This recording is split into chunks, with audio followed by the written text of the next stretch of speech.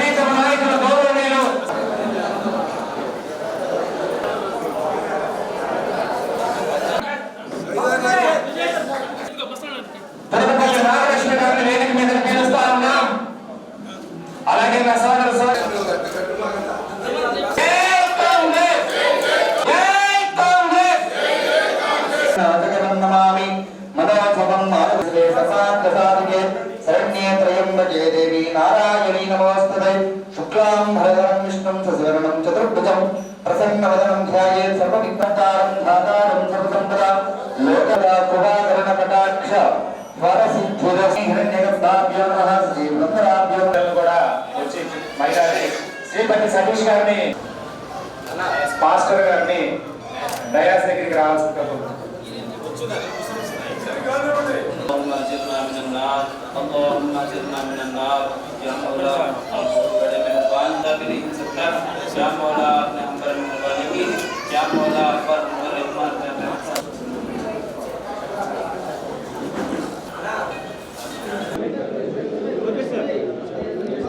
ఈరోజు ప్రకాశం జిల్లా కాంగ్రెస్ పార్టీ అధ్యక్షులుగా షేక్ సైదా గారు ప్రమాణ స్వీకారం చేస్తున్నారు.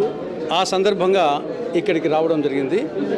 ఇటీవలనే ఏఐసిసి అధ్యక్షులు మల్లికార్జున ఖర్గే గారు, మాజీ అధ్యక్షురాలు సోనియమ్మ గారు, రాహుల్ గాంధీ గారు, ప్రధాన కార్యదర్శి కేసీ వేణుగోపాల్ గారు, ఏపీసీసీ అధ్యక్షురాలు వైఎస్ షర్మిలారెడ్డి గారు ఈ జిల్లాకు వచ్చేసి షేక్ సైదా ఆయన సమర్థమైన నాయకత్వం వహిస్తారనే నమ్మకంతో ఆయన వచ్చేసి నియమించడం జరిగింది.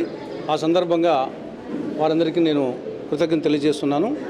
సైదా గారు అలాగే నాగలక్ష్మి గారి వీళ్ళ నేతృత్వంలో అటు జిల్లాలో ఇటు నగరంలో కాంగ్రెస్ పార్టీ 3 పువ్వులు 6 కాయలుగా వర్ధిల్లుతుందని చెప్పేసి మేము ఆశాభావం వ్యక్తపరుస్తున్నాము. ఇక రెండో విషయం, ఈరోజు పేపర్లలో ప్రధానమైన అంశము జమిలీ ఎన్నికలు అనేది ఒకటి ప్రధానమైన అంశంగా కనిపిస్తూ ఉంది. ఇది దాదాపు 4-5 సంవత్సరాలుగా ఇది చర్చనీయాంశంగా ఉంది. దాన్ని నిన్న కేంద్ర కేబినెట్ వచ్చేసి దానికి జమిలీ ఎన్నికలకు సిద్ధాంతపరంగా వచ్చేసి దానికి ప్రాతిపదికగా విధానపరంగా నిర్ణయం తీసుకోవడం జరిగింది.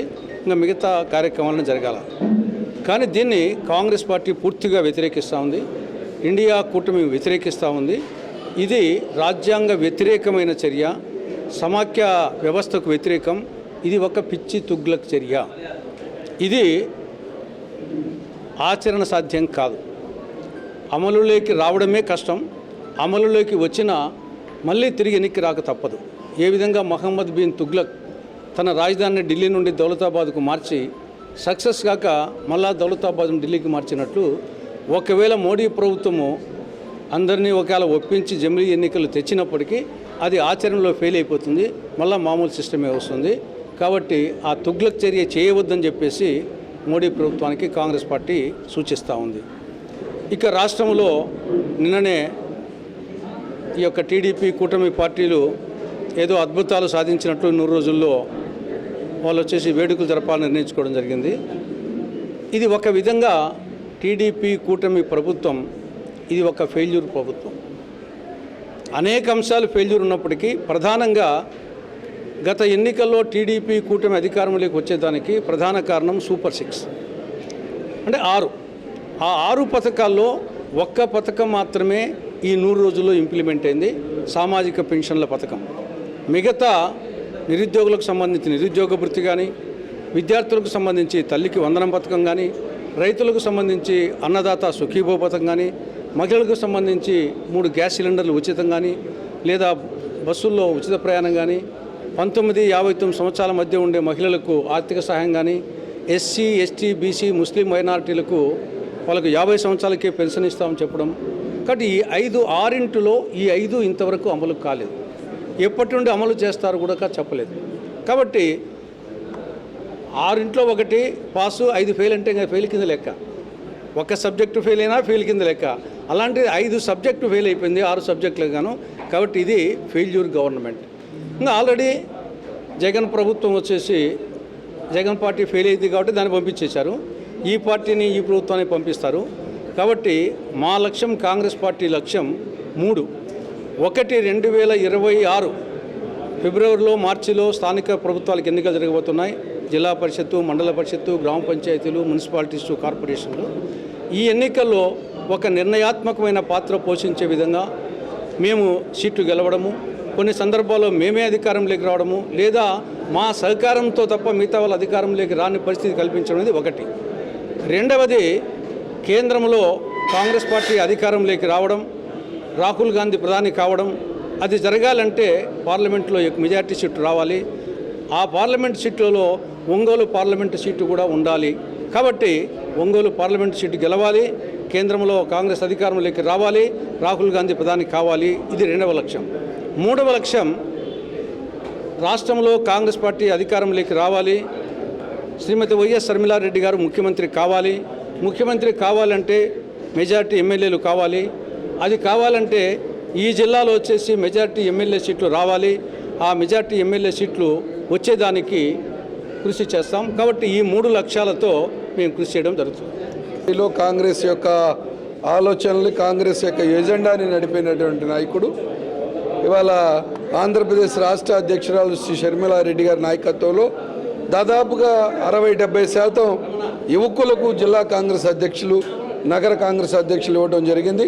వీరి నాయకత్వంలో రాబోయేటటువంటి రోజుల్లో కాంగ్రెస్ ఆలోచన విధానం, కాంగ్రెస్ పోరాటం, ఇవాళ దేశంలో జరుగుతున్నటువంటి సామాజిక రుగ్మతలు, మరి రాహుల్ గాంధీ గారి యొక్క ఆలోచన విధానం, మరి ముఖ్యంగా పేదవాడికి న్యాయం జరగాలి, దేశంలో రాజకీయంగా, ఆర్థికంగా, సామాజికంగా మరి అధికారానికి, రాజకీయానికి దూరంగా ఉన్నటువంటి ఎస్సీ, ఎస్టీ, బీసీ సామాజిక వర్గాలకు కూడా మిగతా సామాజిక వర్గాలతో సమాన స్థాయి దొరకాలనేటటువంటి ప్రయత్నంలో భాగంగా కుల జన గణ జరగాలి అనేటటువంటి దానిలో ఎక్కడ పట్టినా రాహుల్ గాంధీ గారు మాట్లాడిన దానికి సమాధానం చెప్పలేని నరేంద్ర మోడీ పారిపోతూ ఉన్నారు. అందుకోసం భారత జాతిని, దేశాన్ని పక్కదారి పట్టించడం కోసం రాహుల్ గాంధీ గారి మీద లేనిపోని అబద్ధ ప్రకటనలు చెప్పేటటువంటి ప్రయత్నం చేస్తూ ఉన్నారు. ఇవాళ నమ్మే పరిస్థితి లేదు. రాహుల్ గాంధీ గారికి నరేంద్ర మోడీ గారి బుద్ధి చెప్పేటటువంటి సమయం ఆసన్నమైంది. ఇవాళ రాహుల్ గాంధీ గారి నాయకత్వంలో ప్రజలు ఒక నమ్మకం కుదిరింది. భవిష్యత్తులో రాహుల్ గాంధీ గారు ప్రధానమంత్రి అయ్యేటటువంటి ఆలోచన ప్రకారం ఇవాళ కాంగ్రెస్ పార్టీ నడుస్తుందని చెప్పి తెలియదు. కాంగ్రెస్ పార్టీ అధిష్టాన వర్గం మల్లికార్జున ఖార్గే గారు, రాహుల్ గాంధీ గారు, అలాగే మా పిసిసి చీఫ్ షర్మిలారెడ్డి గారు, పెద్దలు తులసిరెడ్డి గారు, అలాగే అన్న మస్తానులి గారు, అలాగే శ్రీపతి ప్రకాశం గారు, మిగతా రాష్ట్ర పెద్దలందరి సహకారంతో ఈరోజు నన్ను డిసిసి అధ్యక్షుడిగా నియమించినందుకు వారందరికీ కూడా మరి ప్రత్యేకంగా ధన్యవాదాలు తెలియజేస్తూ నా మీద పెట్టినటువంటి గురుతర బాధ్యతను చిత్తశుద్ధితో నిర్వర్తిస్తానని, ఈ జిల్లాలో కాంగ్రెస్ పార్టీ పురోభివృద్ధి